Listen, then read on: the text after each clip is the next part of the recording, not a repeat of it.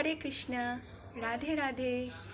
এই আমার সাধারণ জীবনে তোমাদের সবাইকে স্বাগত। আশা করি আজ সোমবার সবার খুব ভালোভাবেই কেটেছে। সবাই বাবার মাথায় জল ঢেলে এসেছে, সবাই পুজো আর্চা করছে। এই শ্রাবণ মাসের এই কটা সোমবার মানে এর গুরুত্ব আমি বলেও বোঝাতে পারবো না। আর প্রতিদিনকার মতো আজ আমি খুব তাড়াতাড়ি জানো তো সকালবেলায় পুজো দিতে যেতে পারি না। আমি ওই যেতে যেতে আমার 9:30-10টা হয়ে যায়। ছেলে স্কুল যায় না, তারপর ওকে পাঠিয়ে তারপর স্কুলে যাই, তারপর ওকে পাঠিয়ে দিয়ে তারপর পুজো দিতে যাই। সরি, আমার একটু বলতে ভুল হয়ে গেল। জানো তো, বাবার কৃপা না অপার। আমি একটা ছোট্ট একটা উদাহরণ দিই। মানে আজকে আমার সাথে হয়েছে এরকম।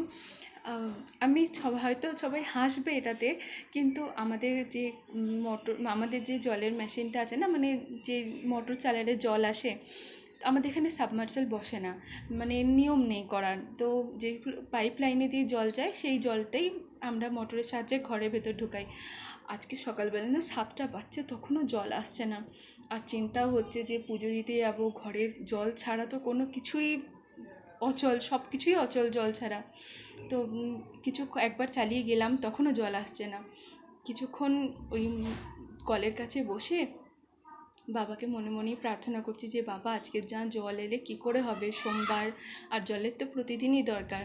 ঠিক এই বলে না আমি সুইচ অন করেছি, আর তখনই জল চলে এসেছে।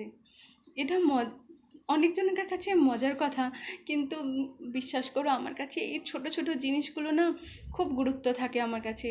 মানে আমি যেটা মন থেকে কখনো বলি না বাবাকে যে বাবা এটা হচ্ছে না, এটা আমি করতে পারছি না, উনি আমাকে ঠিক রাস্তা দেখান। হ্যাঁ, চলতে হয়তো আমাকে হয়, কিন্তু রাস্তা উনি দেখান।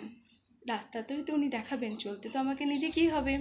যেমন মহাভারতের যুদ্ধে ভগবান শ্রীকৃষ্ণ অর্জুনকে রাস্তা দেখিয়েছিলেন, ওনার সারথি ছিলেন, কিন্তু যুদ্ধ অর্জুনকে নিজেই করতে হয়েছিল।